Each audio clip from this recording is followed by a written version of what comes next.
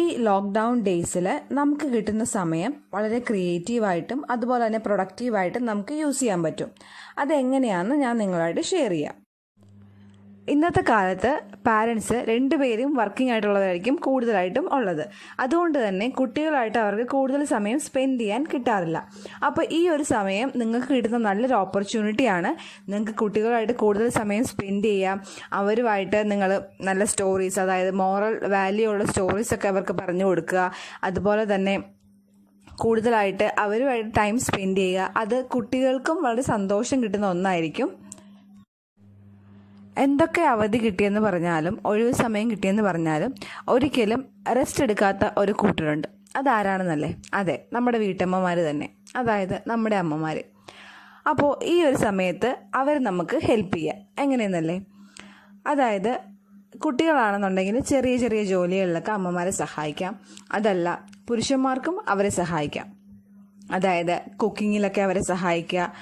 ഇനിയിപ്പോൾ എല്ലാവർക്കും കുക്കിംഗ് അറിയണമെന്നില്ല. അതുകൊണ്ട് തന്നെ കുക്കിംഗ് അറിയാൻ പാടില്ലാത്തവർക്ക് ചെറിയ ചെറിയ ജോലികളൊക്കെ ചെയ്ത് അവരെ ഹെൽപ്പ് ചെയ്യാം. കറിക്കരിയാനും അതുപോലെ തേങ്ങ ചിരണ്ടാനും ഒക്കെ അവരെ ഹെൽപ്പ് ചെയ്യാം. അത് അവർക്കും സന്തോഷമുള്ള ഒന്നായിരിക്കും. അതുപോലെ തന്നെ നമ്മൾ നമ്മുടെ ജോലി തിരക്ക് കൊണ്ടും അല്ലെങ്കിൽ സമയമില്ല എന്ന് പറഞ്ഞ് മാറ്റിവെച്ച കുറേ കാര്യങ്ങളുണ്ടാകും. അത് നമ്മുടെ ഹോബീസ് ആകാം, അല്ലെങ്കിൽ വേറെന്തെങ്കിലും ഒരു പുതിയ ലാംഗ്വേജ് പഠിക്കണം എന്നുള്ളതാകാം, എന്ത് തന്നെ ആയിക്കോട്ടെ. അപ്പോൾ നമ്മുടെ പഴയ ഹോബീസൊക്കെ പൊടി തട്ടിയെടുക്കാനുള്ളൊരു സമയം കൂടിയാണിത്. ഇപ്പം നിങ്ങൾ സ്കൂൾ സമയത്തോ അല്ലെങ്കിൽ പഠിച്ച സമയങ്ങളിലൊക്കെ നിങ്ങൾ ചിലപ്പോൾ വരയ്ക്കുന്ന ആൾക്കാരായിരുന്നിരിക്കാം, അല്ലെങ്കിൽ പാട്ട് പാടുന്നവരായിരുന്നിരിക്കാം. എന്തുകൊണ്ടൊക്കെയോ നിങ്ങളുടെ തിരക്ക് കൊണ്ട് നിങ്ങളതൊക്കെ മാറ്റി വെച്ചിട്ടുണ്ടാകാം. അപ്പോൾ നിങ്ങളുടെ കഴിവുകളൊക്കെ ഒന്നുകൂടിയൊക്കെ ഒന്ന് പ്രാക്ടീസ് ചെയ്ത് അത് തിരിച്ചു കൊണ്ടുവരാനുള്ള ഒരു സമയം കൂടിയായിട്ട് നമുക്ക് ഈ സമയത്തിന് ഉപയോഗിക്കാം.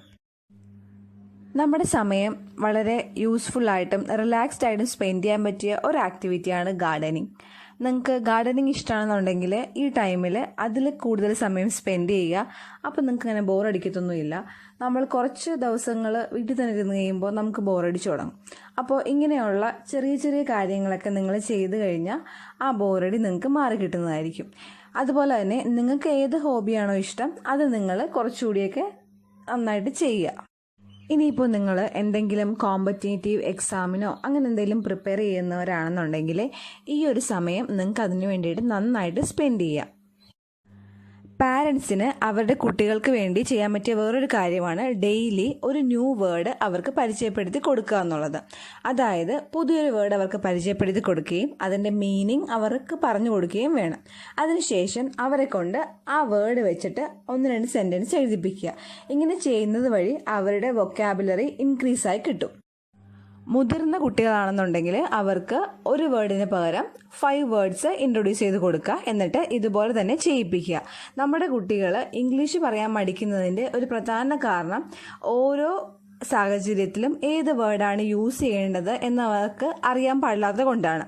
അത് വൊക്കാബുലറി അധികം അവർക്ക് ഇല്ലാത്തത് കൊണ്ടാണ്. അതുകൊണ്ട് തന്നെ അവരുടെ ഇംഗ്ലീഷ് ഇംപ്രൂവ് ചെയ്യാനും ഈ ഒരു മെത്തേഡ് വളരെ യൂസ്ഫുള്ളായിരിക്കും. ഈ ഒരു ടൈം സ്പെൻഡ് ചെയ്യാൻ വേണ്ടിയിട്ട് ഏറ്റവും നല്ലൊരു മാർഗ്ഗമാണ് ബുക്സ് വായിക്കുക എന്നുള്ളത്. ടൈം സ്പെൻഡ് ചെയ്യാൻ വേണ്ടി മാത്രമല്ല, നിങ്ങൾക്കത് നോളജും കൂടിയാണ് പ്രൊവൈഡ് ചെയ്യുന്നത്. അത് കുട്ടികൾക്കായാലും മുതിർന്നവർക്കായാലും ഒരേപോലെ വേണ്ടൊരു ശീലമാണ് റീഡിങ് ഹാബിറ്റ്. അപ്പോൾ നിങ്ങൾക്ക് ബുക്സ് അവൈലബിൾ അല്ല എന്നുണ്ടെങ്കിൽ ഓൺലൈനിൽ നിങ്ങൾക്ക് ബുക്സ് വായിക്കാനായിട്ട് കിട്ടും. അപ്പോൾ അങ്ങനെ വായിക്കുക. അപ്പോൾ എല്ലാവരും ഹാപ്പി ആയിട്ടിരിക്കുക. നിങ്ങളുടെ ഓരോ ദിവസവും വളരെ ക്രിയേറ്റീവായിട്ടും പ്രൊഡക്റ്റീവായിട്ടും യൂസ് ചെയ്യുക. വെറുതെ ഈ സമയം വേസ്റ്റ് ചെയ്ത് കളയരുത്. അപ്പോൾ പുതിയൊരു വീഡിയോ ആയിട്ട് നമുക്ക് വീണ്ടും കാണാം. Okay, by. താങ്ക്